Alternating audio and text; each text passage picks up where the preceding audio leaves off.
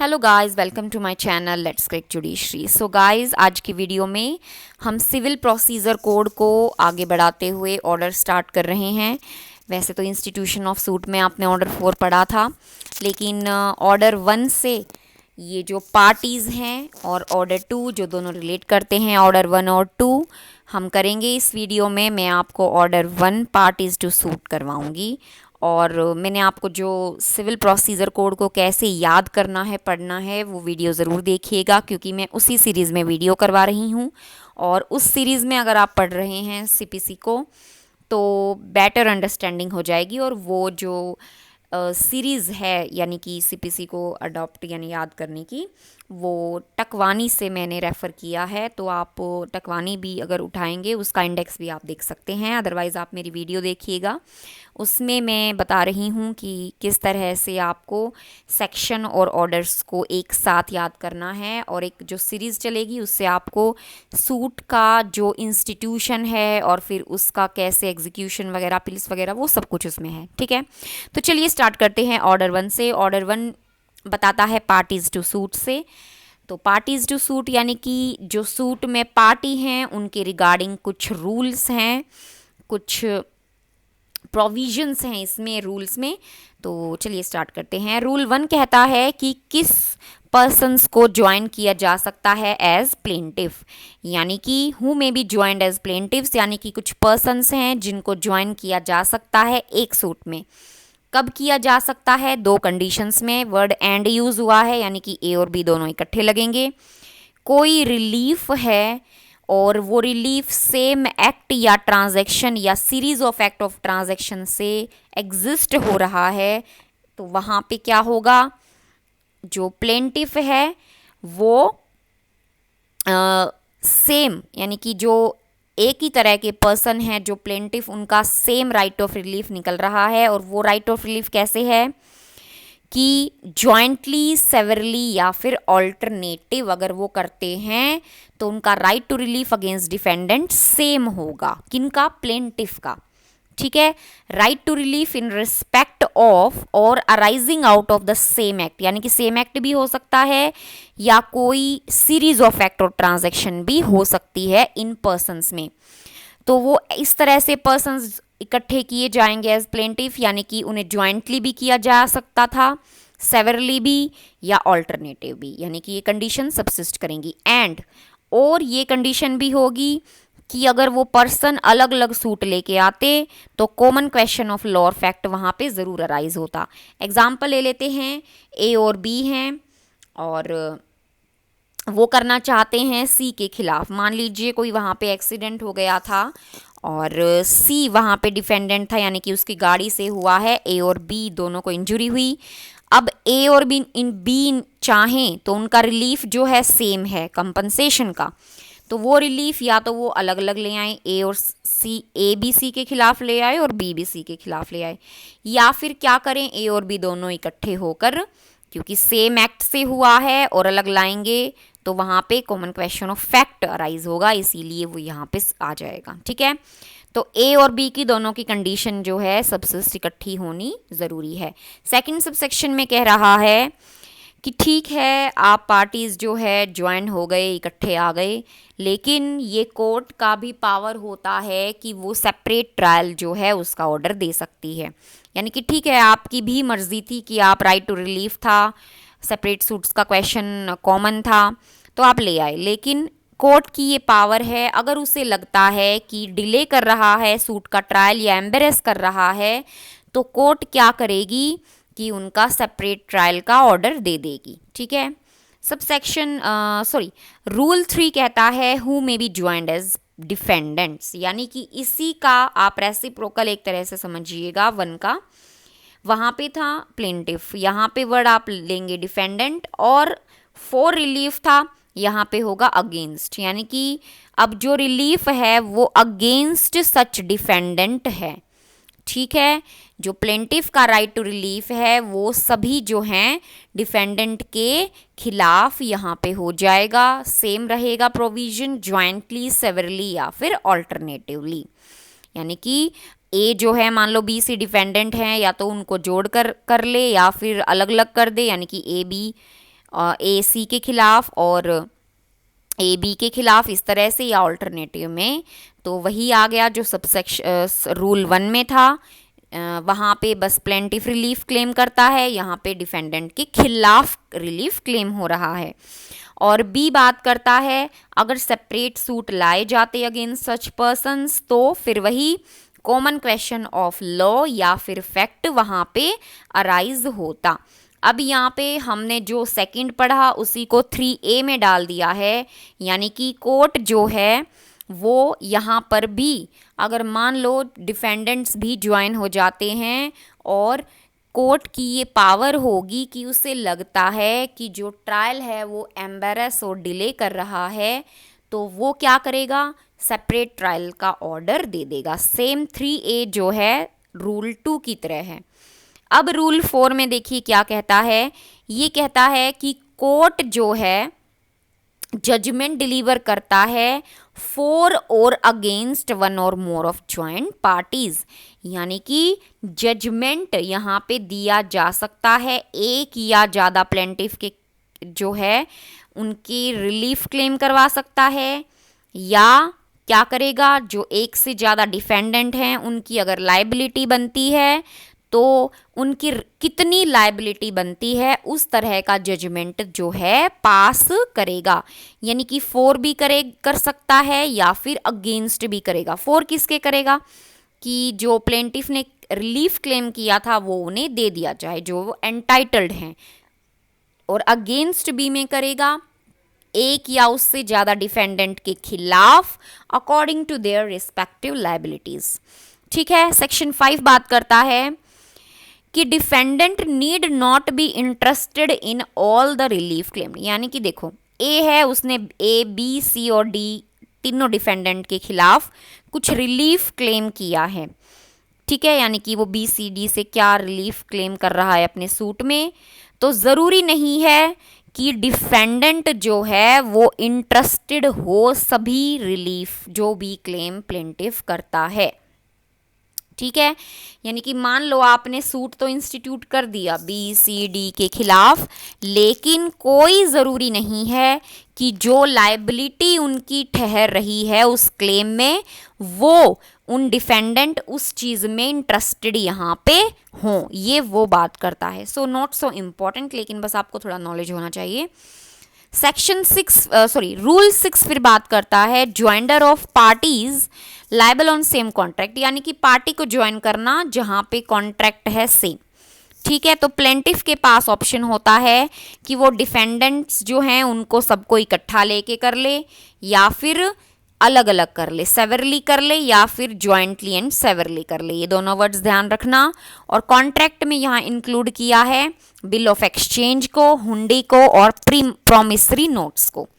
Simple. उसके बाद है रूल 7। रूल 7 कहता है कि मान लीजिए ये मैंने सेक्शन लिख दिया है, ये आप रूल कर लीजिएगा क्योंकि जो ऑर्डर करते हैं उसके ये सभी रूल होते हैं। ठीक है, ये सेक्शन नहीं है, इनको आप रीड कीजिएगा रूल 7 की तरह। डाउट है कि डिफेंडेंट लाइबल है या नहीं। मान लो प्लेंटिफ को थोड़ा सा डाउट है रिगार्डिंग रेड्रेसल ऑफ रिलीफ की, या इससे मुझे रिलीफ मिल सकता है या नहीं मिल सकता है, या इसकी लाइबिलिटी बनती है या नहीं, तो वो 2 या उससे ज़्यादा डिफेंडेंट को ज्वाइन कर सकता है इस क्वेश्चन को पता लगाने में कि कौन सा डिफेंडेंट लाइबल है और किस एक्सटेंट तक। तो ये भी यहाँ पे किया जा सकता है। ये रूल इम्पॉर्टेंट है, इम्पॉर्टेंट मार्क कर लेना, यानी कि प्लेंटिफ को डाउट है रिगार्डिंग कि किससे रिलीफ क्लेम किया जाए और कितनी एक्सटेंट तक किया जाए, तो वो यहाँ पे रूल 7 में कर सकता है। ठीक है, तो आई होप आपको रूल 7 तक क्लियर हो गए होंगे। उसके बाद आता है देखिए रूल 8। ठीक है, रूल 8 बात करता है बेयर एक्ट में रूल 8 के आगे आप रिप्रेजेंटेटिव सूट लिख सकते हैं। ठीक है, रूल 8 के आगे आप जो है रिप्रेजेंटेटिव सूट लिख दीजिएगा। उसके बाद आता है रूल 8, क्या कहता है देखिए कि जो एक पर्सन है, ठीक है, वो स्यू या डिफेंड करेगा सभी के बिहाफ पे जिनका उस सूट में सेम इंटरेस्ट है। अब मैं आपको अंदर इसके जो 6 रूल हैं, सब रूल हैं वो बताती हूँ, उससे क्लैरिटी आएगी। सबसे पहले जो रूल 1 है उसमें कुछ एसेंशियल हैं, यानी कि मान लीजिए where there are numerous person, numerous person के आगे 1 मार्क कर लीजिएगा, एसेंशियल्स में आ जाता है। ये मीन्स का भी क्वेश्चन बनता है कि रिप्रेजेंटेटिव सूट क्या है, तो ऑर्डर 1 के रूल 8 में है और ये इसके एसेंशियल हैं, यानी कि कई सारे वहाँ पे पर्सन्स हो सकते हैं हैविंग द सेम इंटरेस्ट। तो सेम इंटरेस्ट का मतलब है उनका कोई कॉमन राइट है, ठीक है, उनका कॉमन राइट या ग्रीवियंस है। थर्ड में है लीव ऑफ कोर्ट और फोर्थ में है कोर्ट हिमसेल्फ डायरेक्ट देम, यानी कि कई सारे पर्सन जिनका सेम इंटरेस्ट बनता है एक सूट में। तो ए बी क्या कहते हैं, देखो ए में कहता है कि एक या उससे ज़्यादा पर्सन्स कोर्ट की परमिशन से जो है वो स्यू कर सकते हैं या डिफेंड कर सकते हैं, यानी कि प्लेंटिफ भी बन सकते हैं, डिफेंडेंट भी बन सकते हैं, जो भी इंटरेस्टेड होंगे। और बी कहता है कि कोर्ट खुद भी ये पावर ले सकता है और उन्हें खुद भी कह सकता है, मान लो कई सारे पर्सन्स आए, उनका दिखा कि सेम इंटरेस्ट है, तो कोर्ट भी वहाँ पे डायरेक्ट कर सकता है उनको। तो ये 4 हमारे एसेंशियल हो गए। सेकंड में कह रहा है कि कोर्ट जो है जहाँ पे इस तरह की परमिशन, यानी कि ए में और बी में डायरेक्शन दी जा रही है ऊपर, यानी कि 1 में, तो क्या करेगा, उनको नोटिस भेजेगा, किनको, उन सब को, कि भैया ये जो प्लेंटिफ है ये अपने खर्चे पे जो है नोटिस इनको भेजा जा रहा है और ये जो है तुम्हारा सबका इंटरेस्ट सेम है, तो ये मुकदमा लड़ेगा या डिफेंड करेगा। तो ये दोनों चीज़ें हैं। तो नोटिस देगा, पर्सनल सर्विस पे देगा और किसके खर्चे पे देगा, प्लेंटिफ जो करना चाहता है उसके खर्चे पे, या पब्लिक एडवर्टीजमेंट भी किया जा सकता है, किसके द्वारा, कोर्ट के द्वारा। और थर्ड सबसेक्शन में कहता है अब नोटिस पहुंच गया, अब जो इंटरेस्टेड हैं वो पार्टी बन जाएंगे। फोर्थ में बात करता है, मान लो कोई क्लेम है उसका पार्ट अबेंडन करवाना है, यानी कि हमने ऊपर पढ़ा अबेंडन करवाना है, इसमें ये जो पर्सन्स हैं इतने और इन कॉमन, इनको अबेंडन करवाना है या विड्रॉ करवाना है। तो ये कहाँ पे है, ऑर्डर 23 में। जब ऑर्डर 23 करेंगे तब आएगा कि छोड़ना है कोई क्लेम या फिर विड्रॉ करवाना है। तो कोई भी ऐसी जो विड्रॉ या फिर कॉम्प्रोमाइज़, आप कह लीजिए कॉम्प्रोमाइज़ और सेटिस्फेक्शन भी ऑर्डर 23 में डील करता है। तो 4 वर्ड ले लिया, अबेंडन, विड्रॉन और कॉम्प्रोमाइज़ और सेटिस्फेक्शन, ये ऑर्डर 23 के ही हैं। ये रूल 1 में आते हैं और ये रूल 3 में आते हैं। तो इनको अगर ये अप्लाई करेंगे तो फिर सबको दोबारा नोटिस भेजा जाएगा कि भाई आप ऐसा चाहते हैं या नहीं, ये चारों चीज़ें आप ऐसा चाहते हैं, सबको नोटिस भेजा जाएगा। उनके नोटिस के बिना वो जो इंटरेस्टेड पर्सन हैं कोई भी ऐसा claim abandon, withdrawn, satisfaction, compromise नहीं किया जा सकता, ठीक है। फिफ्थ में बात करता है substitution of person who is not sewing और डिफेंडिंग, यानी कि कोई पर्सन है जो स्यू या डिफेंड कर रहा है in any such suit does not, यानी कि मान लो कोई प्लेंटिफ है या डिफेंडेंट है जो स्यू या डिफेंड कर रहा था, वो ड्यू डिलीजेंस नहीं दिखा रहा है उस सूट या डिफेंस में, तो कोर्ट क्या करेगी, सब्सटीट्यूट कर देगी किसी और पर्सन को जिसका वहाँ उस सूट में इंटरेस्ट है। चूंकि वहाँ पे न्यूमेरियस पर्सन हमने पहले ही किए थे, तो कोर्ट उनमें से किसी को उसके जगह पे सब्सटीट्यूट कर सकती है। Who is not due diligence in the suit or defense। Subsection 6 कहता सब रूल 6 कहता है कि डिक्री जो है, जो भी डिक्री पास होगी वो उन सभी पर्सन्स पे बाइंड होगी। एक्सप्लेनेशन कह रही है कि हमने सेम इंटरेस्ट की बात पढ़ी कि कॉमन राइट है, यहाँ पे सेम इंटरेस्ट है उन सब का, तो उससे ये मतलब नहीं मानिएगा कि सेम कोज ऑफ एक्शन भी होगा, ठीक है, यानी कि सेम इंटरेस्ट को आप नहीं मानेंगे कॉज ऑफ एक्शन। ये बात करता है एक्सप्लेनेशन। उसके बाद है रूल 8A। ठीक है, रूल 8A कहता है कि मान लो कोई सूट में कोई क्वेश्चन ऑफ लॉ है, ठीक है, डायरेक्टली और सब्सटेंशियल इशू है किसी क्वेश्चन ऑफ लॉ में, और कोई पर्सन या कई सारे पर्सन इंटरेस्टेड हैं अपनी ओपिनियन देने में कि उस सूट में जो ये क्वेश्चन उठा है, ठीक है, इसके रिगार्डिंग, तो वो वहाँ पे दे सकते हैं। तो पावर ऑफ कोर्ट है कि वो उन्हें परमिशन दे देगी। Power of court to permit a person, a body of person to present opinion or to take part in proceedings. ठीक है, देखिए, वाइल ट्राइंग सूट ट्राई हो रहा है कोर्ट में, इफ सेटिस्फाइड कि पर्सन और body of person is interested in any question of law. ठीक है, कोई पर्सन जो हैं वो इंटरेस्टेड हैं किसी क्वेश्चन ऑफ लॉ में जो उठा है, और जो डायरेक्टली और सब्सटेंशियली इन इशू है। ये इंपॉर्टेंट मार्क कर लेना, क्योंकि सूट में जो इसका महत्व क्या होगा कि वो डायरेक्टली और सब्सटेंशियली इन इशू है, and it is necessary in the public interest to allow that person or body of person to present their opinion regarding the question of law, so the court will permit that person to present their opinion। ठीक है, regarding opinion की ही बात है, किसी suit में उठा है तो वो ओपिनियन दे सकते हैं, और कोर्ट की पावर है कि उन्हें परमिशन दे दी जाए।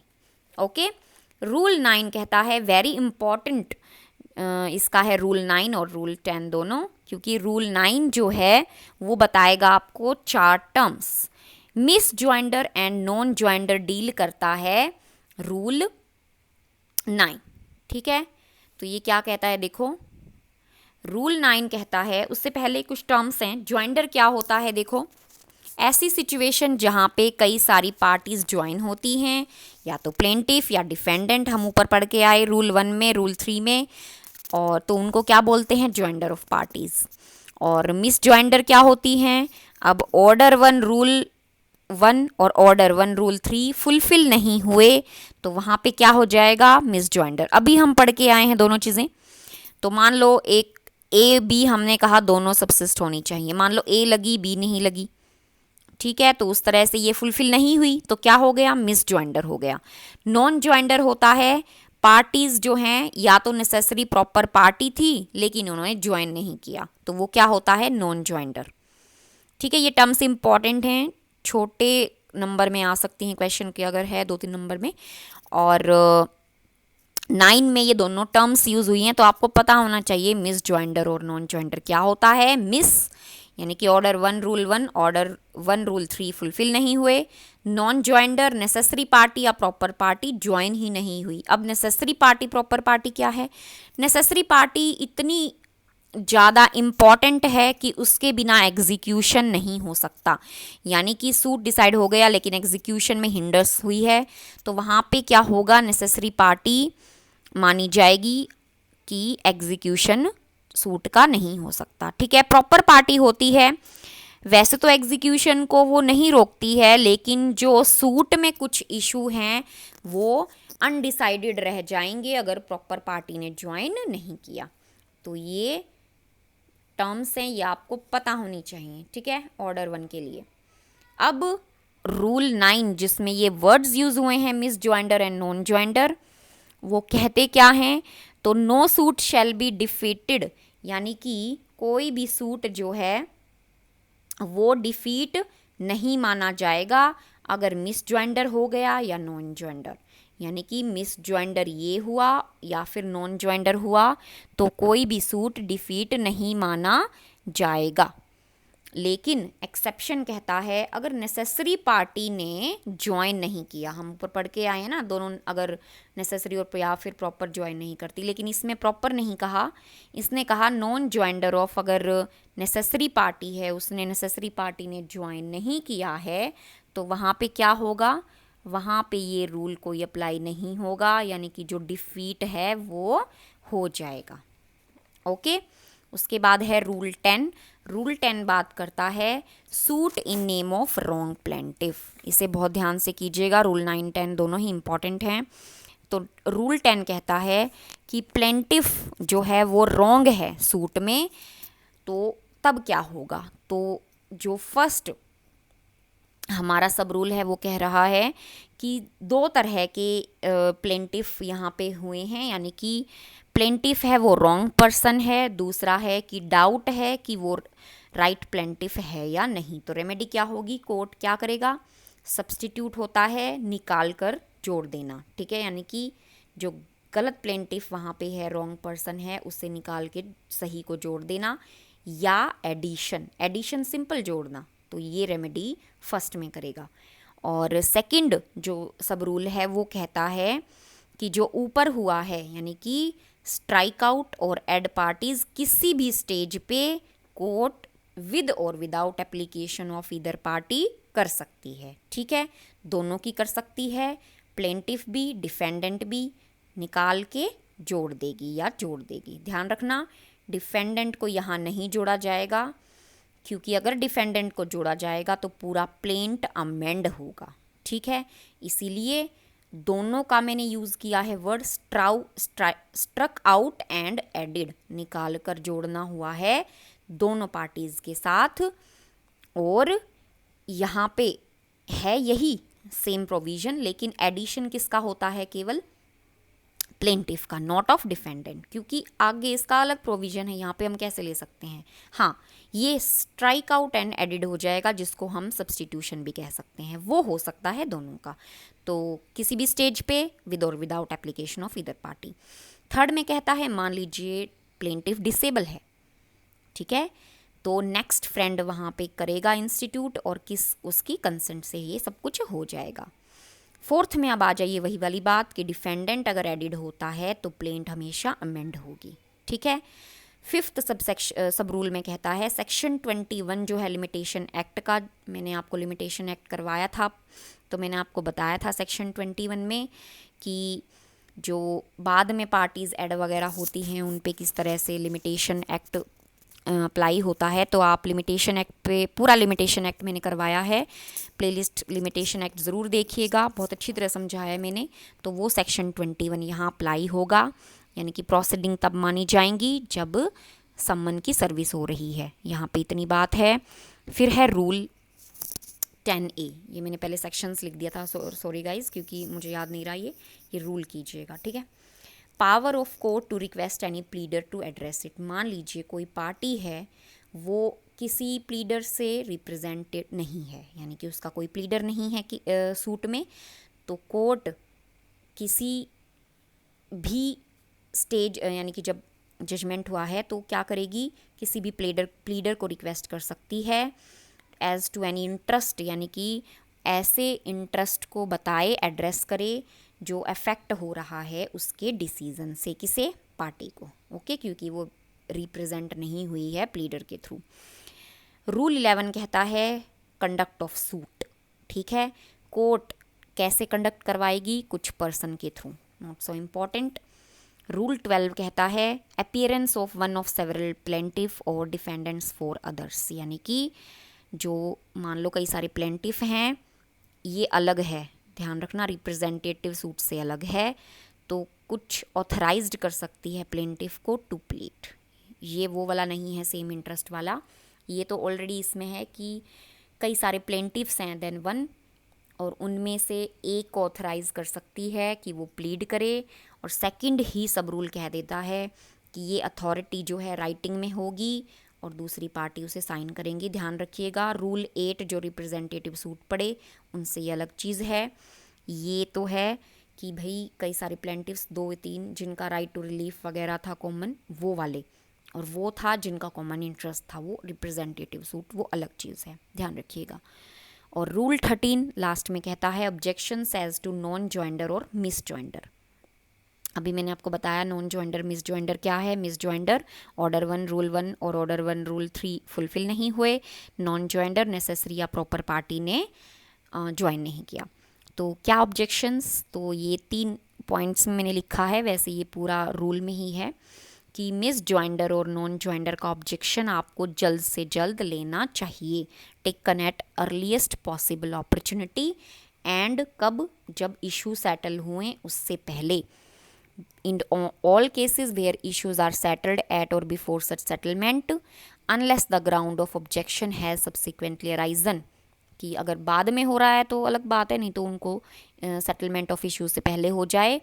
और कहता है अगर आपने ऑब्जेक्शन नहीं उठाई तो मान लिया जाएगा कि आपने वेव कर दी है, ठीक है, shall be deem to have been waived. तो आई होप आपको ऑर्डर 1 समझ में आ गया होगा। ऑर्डर 2 हम कल ही करेंगे क्योंकि रिलेट करता है ऑर्डर 1 और ऑर्डर 2। मैं करवा देती लेकिन बहुत लंबी वीडियो हो जाती। तो गाइस ऑर्डर 1 को रिवाइज़ कीजिएगा, समझ में आया हो तो वीडियो को लाइक और चैनल को सब्सक्राइब कीजिएगा। Thank you.